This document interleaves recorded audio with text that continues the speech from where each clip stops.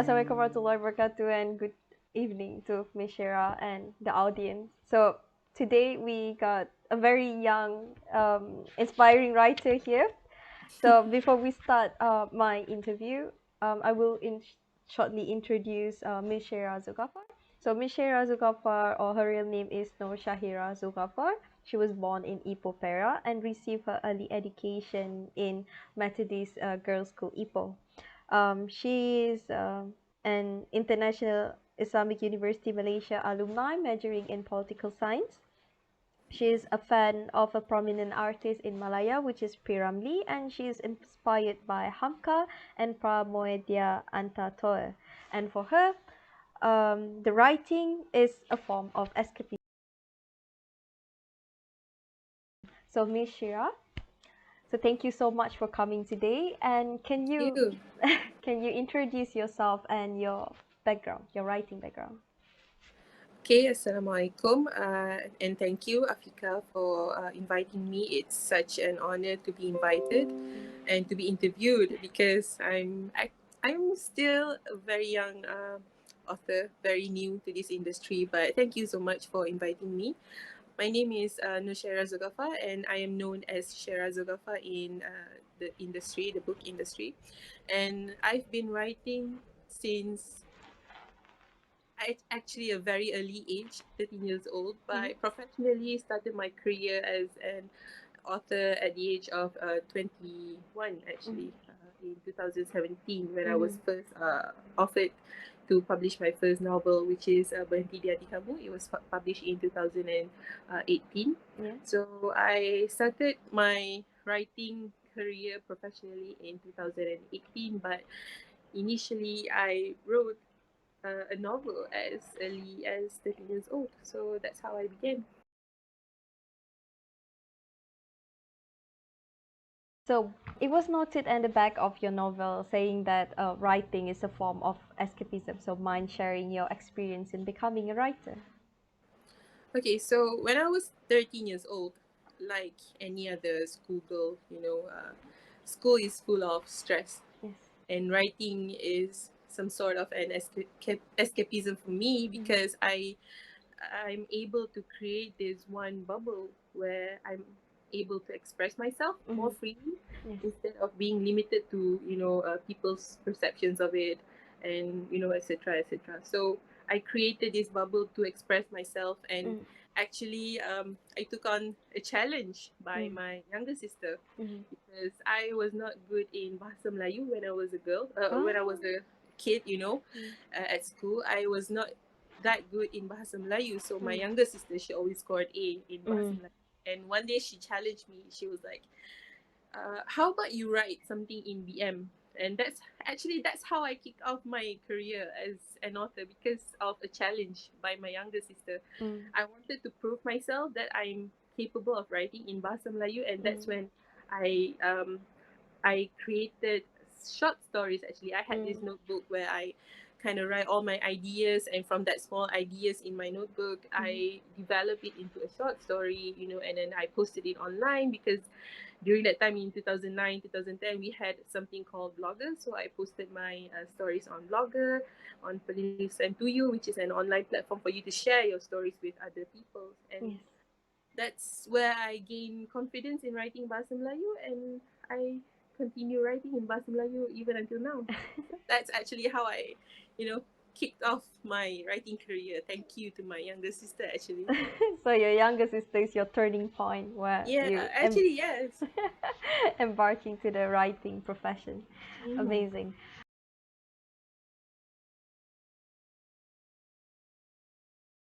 So do you face any struggle as a female writer in Malaysia? You know, as a female writer, I wouldn't say I, that there isn't that kind of how do I say, there isn't that kind of challenge in Mhm. writing as a female writer, because we know that the industry, especially the book industry in novel Mm. writing, is dominated by women. Mm. Generally, we have Mhm. so many women writers, but in general, in the book industry, the challenges that I have to face Mm. is the interaction between me and the publishing house, because Mm. always going to be conflict of interest, Mhm. because the publishing house will have very different view of what kind of novels that they want to publish for the Mm. audience, because they have this kind of a set of, a set of standards that they Mm. have to adhere to, and they want to cater to that audience. Mm. Whereas we, as the author, the writer, we have these standards that, okay, I want to deliver a story that consists of this kind of writing style. Mm. Mhm. Maybe the characters might not be heroic, Mm. might not be as charming as you want them to Mm. be, but these are my stories and these are my characters. Mm. So there will always be a conflict of interest between me as a writer and also the publishing house, because Mm. they want to sell their books, of course, Mm. but we want to sell our stories. Mm. So it's a challenge to satisfy both parties, Mhm. because of course, I, as an author, I want to have my creative freedom Mm. in writing, Mm. but I need to understand that I'm also dealing with people from, there are so many stakeholders here, Yes. and we have to satisfy everyone's everyone's needs. Mm. So tolerance is actually a key lah. Tolerance is the key. Yes. Interesting.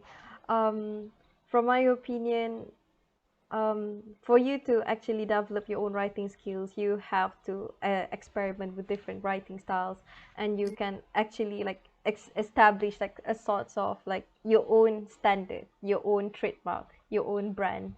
Mm-hmm. But if the publisher house is like keep influencing the writings, creative ideas, then that will be not definitely the future of the Malaysian writing in the future will be very bleak.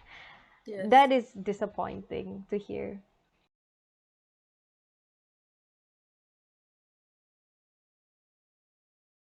Can you introduce with us about this novel, Satu Hari Nanti? And can you also tell us what inspired you to write this novel? And can you share with us what are the highlights of this novel? Okay, so I'll just keep it short. Satu Hari Nanti is no, Satu Hari Nanti was published in 2019. Mm-hmm. That was around 3 years ago, Mm-hmm. and it's a story of two people from two very different backgrounds. Mm-hmm. The first one, the main character, is Noah. Mm-hmm. He's a Chinese and he's a non-Muslim at the beginning of the novel, Yes. and he met Safiyyah, Mm-hmm. who is a daughter of an imam. Mm-hmm. And Safiyyah was brought up as a very devoted Muslim. She had very religious background. She learned very good Islamic values because her father really highlights, Islamic, really emphasized on Islamic teachings and Islamic values to be practiced by the kids in the house. So when Noah Lee met Safiyyah, it wasn't a good first impression, because they had a kind of a misunderstanding. So that's how they met, the meet cute. Mm-hmm. But they kept bumping into each other, Mm-hmm. and Noah feels Safiyyah is something else, because he is used to interact with men and women, but there are no barriers and limitations. Whereas Safiyyah, even though she's an easygoing girl, but she stays true to her Islamic roots, Mm-hmm. and she doesn't interact with men Mm-hmm. that are non-muhrim to her. So Noah finds this very interesting, and he wanted to get to know Safiyyah more. Yes. But as he goes along the way, he actually fell for Safiyyah, not because of she's pretty or Mm. she's very, perempuan Melayu terakhir, no, but he fell for her because of her character, Mm. because of how she brought herself Mm. as a woman and also as a Muslim. Mm. So he decided to impress Safiyyah using all these, tricks, Mm. trying to learn Islam, trying to impress her and all that. But Mm. Safiyyah was arranged to get engaged to another man named Ibrahim. So when Noah finds out about this, Noah feels like, okay, I'm in no position to disturb this harmony, because Safiyyah deserves someone who is equal to her and someone Mm. who deserves her, Mhm. a good Muslim man to guide her. Mhm. So he decided to back off. he went away to Dubai for Mm-hmm. 3 years and left Safiyyah Mm-hmm. without knowing that actually Safiyyah also fell for Noah at the same Mm-hmm. time, but she did not manage to deliver that message to him because, of course lah, Muslim women tak cannot go, just go to a man and confess her feelings. So when Noah went to Dubai, he because of the things that he did for Safiyyah back in Malaysia, he decided to learn Islam in Mm-hmm. while he was in Dubai, and he found Islam to be a very beautiful religion. He converted to Islam without any force from anyone, Mm-hmm. and he is willing to learn the religion all by himself because Yeah. there is no one there to guide him. He's just alone by himself, but he discovered the beauty of Islam, and he is very sincere in learning the religion. So he converted to Islam when he was in Dubai. So after 3 years, they met again in actually Noah went over to Mecca to Mm-hmm. perform his umrah, and they met at Egypt Mm-hmm. because Noah decided that okay, I'm ready to get married. So he just told his teacher, a professor at a university, he told his teacher that okay, I'm ready to get married. Maybe you can arrange someone, to meet with me, and maybe if we are interested with one another, we can just proceed with the marriage. And turns out the woman that the professor brought him to the house is Safiyyah, who did not get married back in Malaysia because something happened there Yeah. in Malaysia. So, spoiler alert, because I don't want you guys to get spoiler alert. So, you need to read the novel. So, eventually, they met in Egypt, and finally, Noah decided to seek for Safiyyah's hand in marriage, Mm-hmm. and they got married. And of course, there will be challenges along the way, and that's how uh, Noah and Safiyyah decided to get married and face all these challenges together after he became a Muslim. Yes. Amazing. I honestly speaking, when the first when I read the book at the first beginning part, the first part where Ibrahim was when Ibrahim was keep I'm not sure why, but I call this as a fragile masculinity because Okay. Ibrahim was interested with Safia, and then his ego was like somehow scratched by Safia persistent on wanting to take care of her Muslimah, the image of her image as a Muslimah, Mm-hmm. and then and then where he keep like claiming that Safia is his when not even they are not even like Yeah. official. It's somehow like it gives me this kind of fiery Mm-hmm. feeling like, oh, what's wrong with this guy? Is he Uh-huh. did he need help or something? But anyway, that part hooked me up. It makes me like I need to read more. I need to read more. It's actually interesting because I created the character of Ibrahim to be someone who is pious, who is religious, Ah, and but the way Safiya brought herself as a woman that needs no man to control her life, yes. to explain what she needs to do and what she needs Mm, not to do. So Ibrahim got intimidated by the way Safiya brought mm, herself. So yes. that's what brings the kind of like a bad side of Ibrahim, because Mm, initially he's just a normal a nice Muslim guy, a guy. nice guy Yeah. who wants to marry this girl, but Mm, the way he is not able to control and dominate mm, Safiya, because Safiya is a very strong character. yes. So he got intimidated by it. So yeah. Yes. That is true. That is true.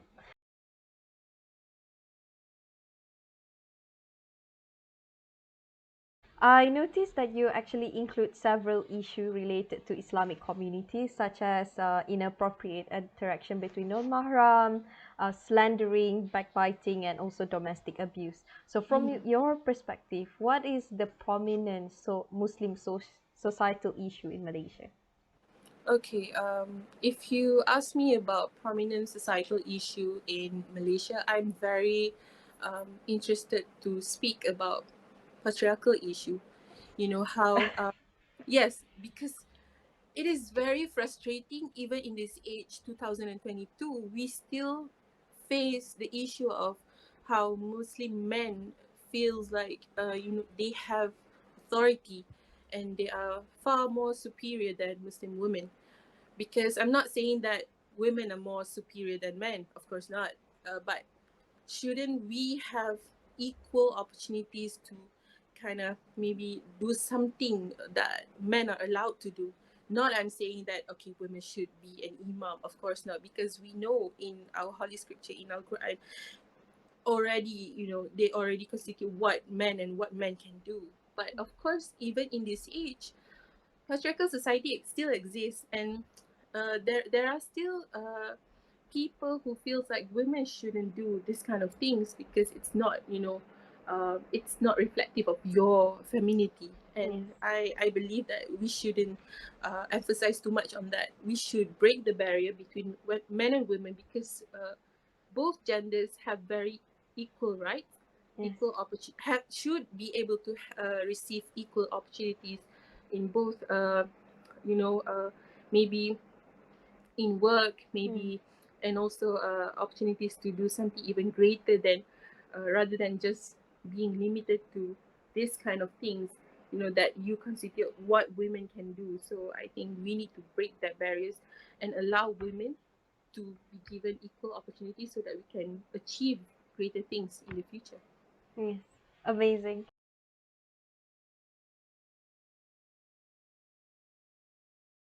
So, what is arranged marriage is a common trend among traditionalist Malaysia. And in your opinion, do you think that arranged marriage culture in Malaysia represent Islamic teachings? Okay, so in my opinion, generally arranged marriage is always, people always associate Malay Mm. Malay culture to be associated with arranged marriage. But to say that arranged marriage is what Islam is, I feel like it's not true, because we have the concept of ta'aruf, where two families meet, Mm-hmm. with one another to discuss about the wedding, to get to know the other person. So that the person who is involved in the marriage, who is going to be involved in the marriage, can get to know the other person. Mm. So we are able to find out more about maybe the partner's economic status. Mm. Is it whether he is financially stable? How about his educational backgrounds, Mm-hmm. his views on things? Mm-hmm. Perhaps if that interests you, the health background, and etc. Mm-hmm. So to associate um, Islam with arranged marriage, I wouldn't say that I wouldn't say that it's not completely true, but Mm. it's not the only thing that Islam can offers you. Mm. There are so many things to discover in Islam. So Mm. maybe arranged marriage is very common in Malay culture, but it's not what Islam entirely is. So to associate Islam and arranged marriage, it's not something that I believe, because Mm. there are so many things to discover in Islam, and not just arranged marriage. So Mm-hmm. I think that's my view on what arranged marriage is. Indeed. So, for me, actually, because some parents tend to be a little bit manipulative towards their own children, because they want to use their authority to decide who to whom that their children going to marry to. So that's Mm-hmm. why like arranged marriage took place, even though the children don't want to, but the parents still enforce that kind of things Mm-hmm. towards their children. And this Mm-hmm. thing kind of happen in cycle, because once the parent did that to the children, so the possibility of the children doing the same thing to their children Yeah. also still happening, because they say that it is for their benefit. Mm-hmm. True. Because Interesting. my parents did it to me, so I think it's okay for me to do it to you. Yes. Something like that. It's a cycle. If you allow arranged marriage to happen Mm. without proper discussion, so it's Mm. going to cause a lot of troubles in the future. Yes, that is true. Mm-hmm.